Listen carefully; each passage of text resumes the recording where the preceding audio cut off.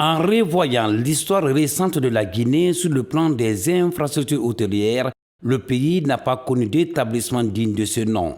Le seul qui existait et qui faisait la fierté du Guinéen est le Grand Hôtel de l'Indépendance, cela depuis la Première République. La Deuxième République, elle, a tenté de résoudre le problème avec la construction de quelques rares hôtels, tels l'hôtel Nimba à Zérekoré ou l'hôtel Bel Air dans la préfecture de Bofa. Il a fallu attendre 2010, à l'arrivée et l'avènement du président professeur Alpha Condé, pour qu'on connaisse un boom. À ce jour, vous avez dû visiter les hôtels et quand on se promène à Conakry, on n'a aucun complexe.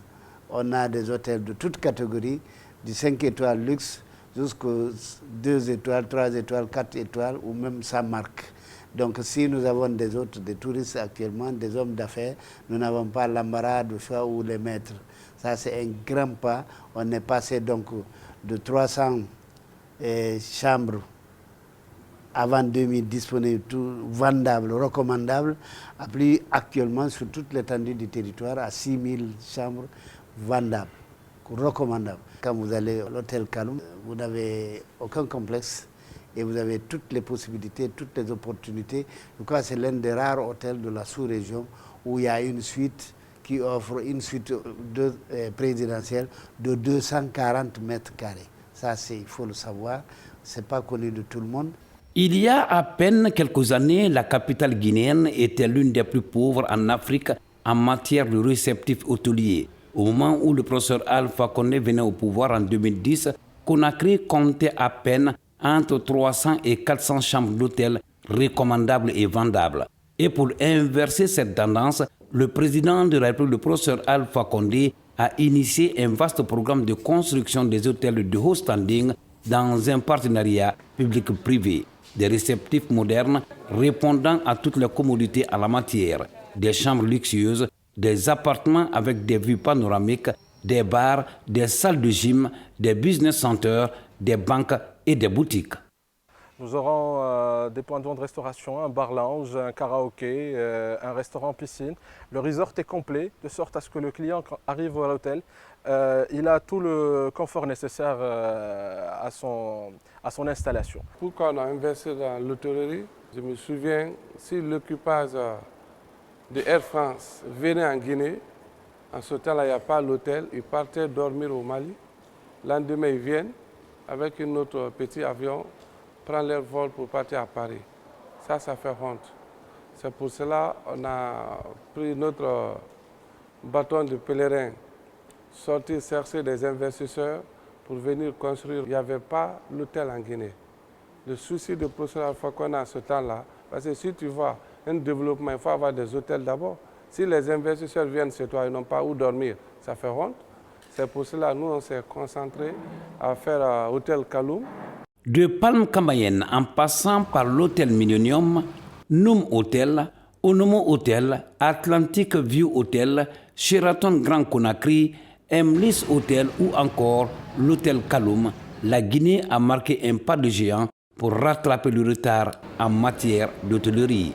Des infrastructures hôtelières dont les gammes varient entre 3, 4 et 5 étoiles. La particularité de notre hôtel, c'est que le promoteur de l'hôtel est un Guinéen. Il est un Guinéen. Donc, et il a construit sur fonds propres. C'est ça par rapport aux autres. Par rapport aux autres qui sont des chaînes hôtelières. Dès le début du changement, j'ai eu à faire mon premier hôtel qui était en ville, le Golden Plaza, où j'ai des Guinéens qui travaillent là-bas et c'est 100% géré par des Guinéens. Ça m'a incité à investir dans un hôtel plus grand pour au moins promouvoir. Je suis fier de créer de l'emploi en Guinée parce que je me considère moi-même guinéen, je suis né en Guinée. Et je préfère que le pays avance parce qu'il y a beaucoup d'infrastructures maintenant, il faut qu'on relance. On avait des manques d'hôtels, donc je me suis lancé dans l'hôtellerie. Et j'ai eu affaire avec des partenaires que j'ai amenés en Guinée et qu'on a fait un bijou comme ça. Ce sera vraiment un très beau hôtel.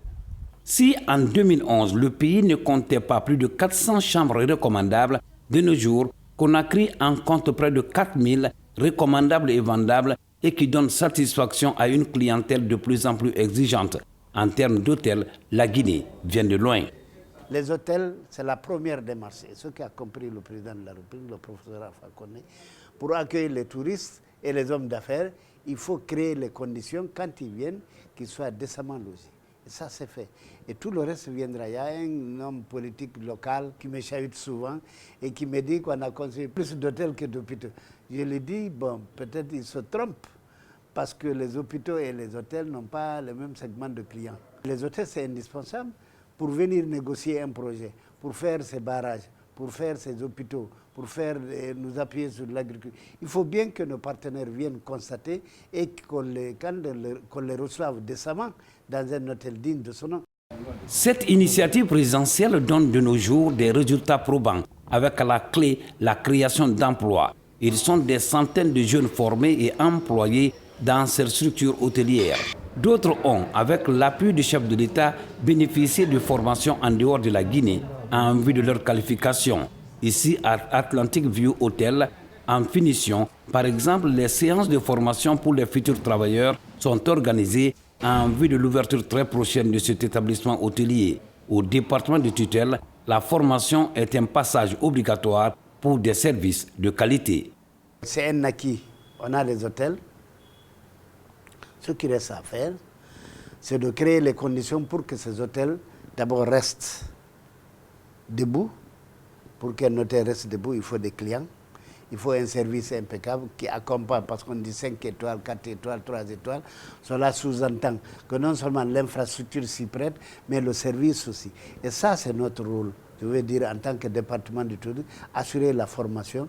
Et c'est pourquoi nous sommes en partenariat avec des Guinéens et qui sont en train de faire des écoles professionnelles. Aujourd'hui et partout à Conakry, des infrastructures hôtelières dignes de nom, capables d'accueillir n'importe quelle personnalité du monde.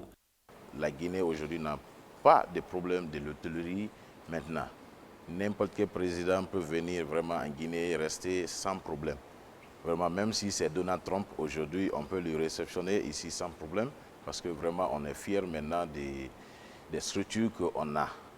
Compte tenu de la situation actuelle, le ministre aussi a fourni beaucoup d'efforts et il met souvent la pression sur la gérance de l'hôtel et je crois bien que ça va continuer et comme vous aussi vous le voyez un peu partout à Conakry, les immeubles ne font que pousser. Aujourd'hui on peut dire que nous avons, nos clients ils ont pas mal de choix au niveau de la restauration à Conakry, il y a pas mal de concepts qui ont été créés et donc le niveau du service, au niveau de la restauration, il s'est quand même amélioré par rapport aux dernières années. D'autres chantiers sont ouverts pour d'autres infrastructures de référence, ce qui atteste la justesse de cette initiative du président de la République, le professeur Alpha Condé, qui est de faire de la Guinée un pays émergent.